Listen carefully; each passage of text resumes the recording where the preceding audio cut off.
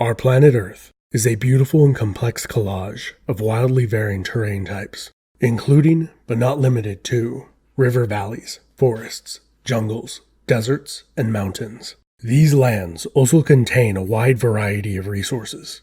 Our human ancestors made use of these resources to build civilization. Small settlements grew into villages, towns, and cities. City-states expanded into kingdoms and empires. As well as to build and create, humanity's energy and resources have been used to take and destroy. Since the beginning of written history, humans, which are often selfish and greedy, have used force to exploit the labor of another man's hands and take his stuff. The earliest war in history we have a record of took place between Elam and the Sumerian king of Kish, who boasted that he carried away the spoils and weapons of Elam. Undoubtedly, there were many wars before this that we do not have records of, and many, many more that have been fought since.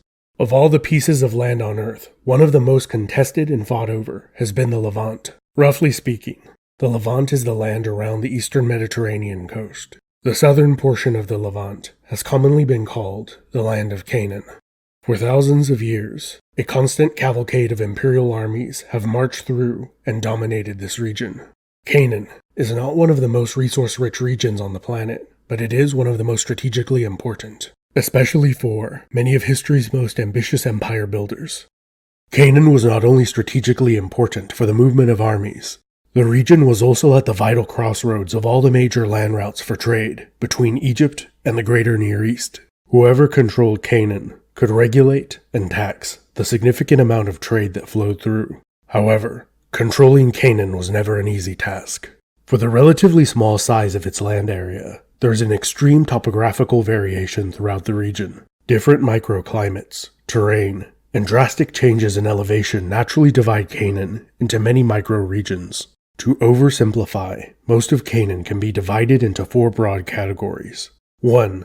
The coastal plain. 2. The hill country. 3. The Jordan Rift River Valley. 4. The Transjordanian Plateau. If you looked at a cross-section of the land, it would look something like this. Because of science reasons, the vast majority of the region's significant rainfall falls to the west of the Jordan Rift, and the land within the rift receives very little rainfall. Consequently, much of the best farmland has been located on the coastal plain.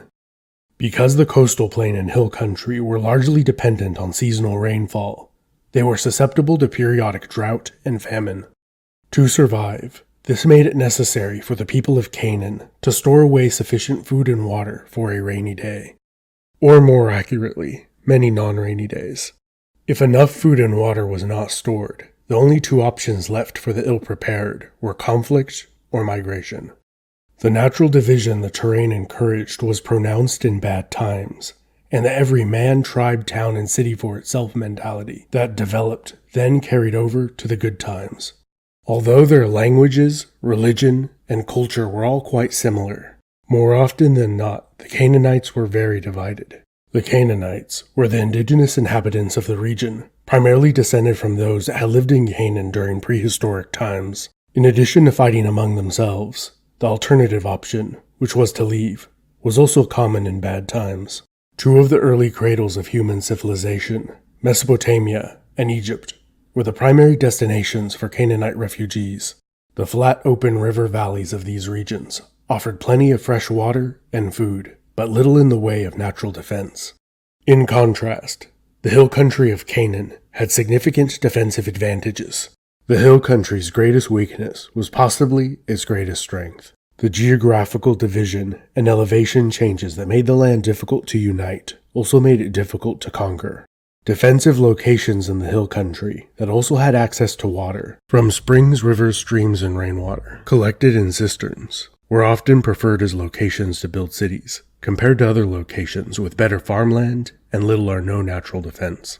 Cities like Lachish, Jerusalem, Samaria, and Hebron were all power centers chosen for their strategic location that made them difficult to besiege. In the north, the hill country and the coastal plain merge. The Canaanites of that heavily forested region became expert seafarers and merchants, and their high-quality wood was in high demand throughout the ancient Mediterranean. These Canaanites were later known as the Phoenicians. While the hill country of Canaan is not particularly unusual, the Jordan Rift is one of the most extreme topographic features on our planet. The shore of the Dead Sea is the lowest point of land on Earth, while the Dead Sea itself and the Sea of Galilee are the two lowest lakes in the world. The north and south of the rift are also drastically different from each other. The lower south is very dry, and the Dead Sea is 6 times more salty than the ocean, so its utility is pretty limited. In contrast, the north is wetter, and the water is fresh. There is marshland, ample wildlife, and farmland. For approximately 1,000 years, the city of Hazor was the leading city-state of the Northern Rift. The kings of Hazor were powerful enough to periodically command a coalition of northern Canaanite city-states. While there were many prosperous city-states in the Northern Rift, in the south, Jericho was the only notable city-state. This is largely due to the fact that Jericho has access to a significant amount of fresh water, a very rare commodity in the surrounding area. On the Transjordan Plateau, 2 civilizations, the Ammonites and the Moabites, developed. They both became centralized kingdoms in the later 2nd millennium BC. They were centered around modest river valleys, which were fed by underground springs that flowed into the Jordan River. The north of the Transjordan region was dominated by the Amorites and later the Arameans, both coming from around what is now the Syrian highlands. The economy of Ammon and Moab were largely dependent on the outermost inland trade route that connected the Near East to Egypt. That trade route passed through Edom. Like the other Canaanites, Ammonites, and Moabites, the Edomites were a Semitic-speaking people. They possessed some of the least hospitable land in the region. Because quality farmland was in short supply, the Edomites were predominantly semi-nomadic pastoralists. Consequently, whenever they could not make a living off of taxing trade, they often turned to banditry, raiding as far north as the Jezreel Valley, and to the west to the borders of Egypt. As early as the first dynasty of Egyptian pharaohs, the strategic importance of Canaan was realized. At the site which would later become Gaza, the Egyptians built a fortress which guarded Egypt's economic and military interests in the region. After a few hundred years, that site was retaken by the coastal Canaanites.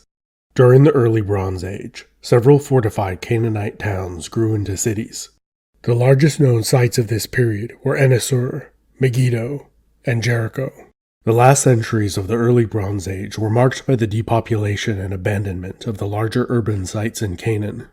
Smaller farming villages and a semi-nomadic way of life became more prevalent for a time. In the Middle Bronze Age, urbanism returned and increased. It was during this period that Hazor rose to become the leading city-state in northern Canaan, while Ashdod and Ashkelon became the leading cities of the coastal plain, and Lachish, Jerusalem, and Hebron became the leading cities of the hill country. As the land prospered and the trade flowing through the region increased, imperial powers began to increase military pressure on Canaan. Senwosret III is the first known Egyptian pharaoh to campaign in Canaan. There he vassalized kings and extracted tribute and plunder. While Egypt put pressure on the south, the Amorite kingdom of Qatna put pressure on the north. They extracted tribute, and Hazor became a nominal vassal of Qatna. Perhaps because of this military pressure, many Canaanites migrated into the Nile Delta. The Egyptians called the wave of migrants, who were predominantly or entirely comprised of Canaanites, the Hyksos.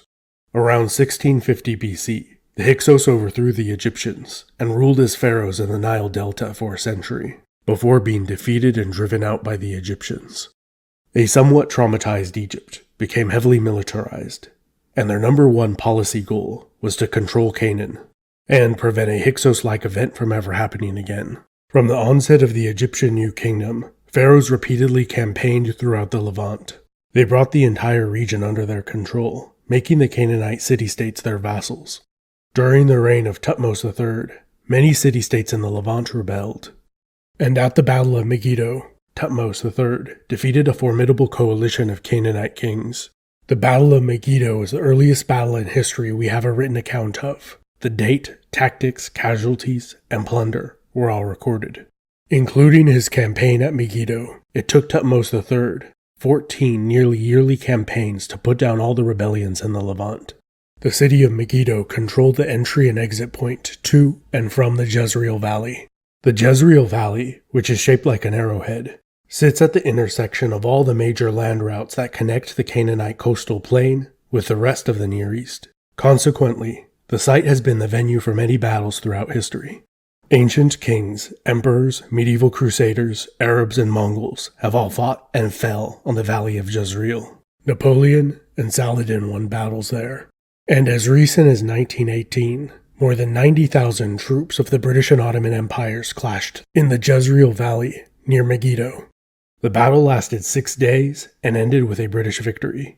According to the biblical account, Israel's first king Saul was slain in battle at the edge of the Jezreel Valley while fighting the Philistines. According to the biblical book of Revelation, the last battle will be fought on the Jezreel Valley, near Megiddo. A transliteration of the word Megiddo is Armageddon. On a slightly lighter note than the end of the world, the ancient Egyptians also realized the strategic importance of the Jezreel Valley. So they built a fortress, military, and administrative center at the junction of the Jezreel Valley and the Jordan Rift. For well over 3.5 centuries, the Egyptians controlled Canaan, although there were numerous rebellions and the loss and regaining of territory.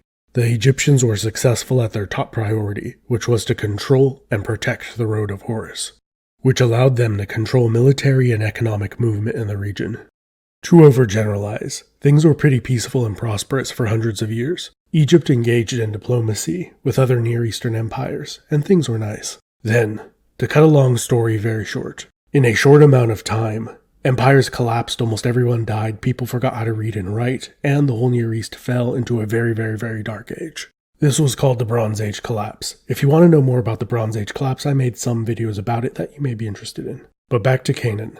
On the coastal plain, while things were falling apart, the Peliset, who were members of a band of baffling bad-time boat-bound brigands commonly referred to as the Sea Peoples, were resettled in Canaan after a failed amphibious assault on the Nile Delta. After a few decades, Egypt withdrew from Canaan. The Peliset, who were likely of Aegean origin, assimilated together with surviving Canaanites of the coastal plain, and they became the Philistines, who filled the power vacuum on the coastal plain, while Hebrew tribes filled the power vacuum in much of the interior. These tribes later formed into the Kingdom of Israel, which split into the kingdoms of Israel and Judah. Israel's new capital city of Samaria became the new power center in the north, and was the longtime rival of the Aramean kingdom of Damascus. The unconquered Canaanites on the northern coast recovered relatively quickly, and are more commonly known by their Greek name, the Phoenicians. They would go on to found the city of Carthage, which is famous for its wars with Rome and its brilliant general Hannibal. All of the states in the Levant were either conquered or vassalized by the Assyrian Empire. A long string of succeeding empires controlled the region. Over time, the common language of the region changed from Semitic dialects to Aramaic, and then Greek, and then Arabic. In a slow process, new people assimilated with the old. In today's modern population of the region, many are partial descendants of the ancient Canaanites. But exactly who is related to this ancient people, and to what proportion, has been a matter of heated debate. However, whatever the case may be, we should all strive to treat our fellow human beings with dignity and respect. The way one treats people should be based on their actions they take, not whoever their ancestors were. This has been Epimetheus. Thank you for watching, and to my patrons for making this video possible.